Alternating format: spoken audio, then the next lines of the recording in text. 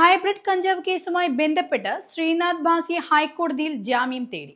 Excise തന്നെ arrest ചെയ്യാൻ സാധ്യതയുണ്ടെന്നും അത് തടയണമെന്നും ആവശ്യപ്പെട്ടാണ് നടൻ ശ്രീനാഥ് ഭാസി ഹൈക്കോടതിയിൽ ഹർജി നൽകിയത്. കോടതി ഹർജി ഇന്ന് പരിഗണിക്കും. 3 കിലോ ഹൈബ്രിഡ് കഞ്ചാവുമായി കഴിഞ്ഞ ദിവസം തസ്ലിമ സുൽത്താനെയും സഹായി കെ ഫിറോസിനെയും എക്സൈസ് സംഘം പിടികൂടിയിരുന്നു. ഇവരുടെ ഫോൺ പരിശോധനയിലാണ് ശ്രീനാഥ് ഭാസി ഉൾപ്പെടെയുള്ള സിനിമാ താരങ്ങൾക്ക് ഹൈബ്രിഡ് കഞ്ചാവുമായി ബന്ധമുണ്ടെന്ന് മനസ്സിലാകുന്നത്. എക്സൈസ് തുടർ നടപടികളുമായി മുന്നോട്ട് പോകുന്നതിനിടെയാണ് ശ്രീനാഥ് ഭാസി ഹൈക്കോടതിയെ സമീപിക്കുന്നത്. താൻ ഇതിൽ നിരപരാധിയാണെന്നാണ് ശ്രീനാഥ് ഭാസി ഹർജിയിൽ വ്യക്തമാക്കുന്നത്.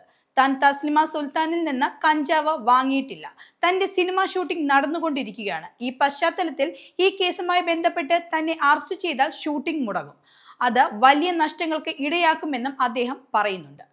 അതുകൊണ്ട് തന്നെ ഏതു ജാമ്യവ്യവസ്ഥയും അംഗീകരിക്കാൻ താൻ തയ്യാറാണ്. മുൻകൂർ ജാമ്യം ലഭിച്ചാൽ ജാമ്യവ്യവസ്ഥകൾ ദുരുപയോഗം ചെയ്യുകയുമില്ല. തനിക്ക് ഒരു ക്രിമിനൽ പശ്ചാത്തലവും ഇല്ലെന്നും ശ്രീനാഥ് ഭാസി ഹൈക്കോടതിയിൽ നൽകിയ ഹർജിയിൽ വെളിപ്പെടുത്തുന്നുണ്ട്.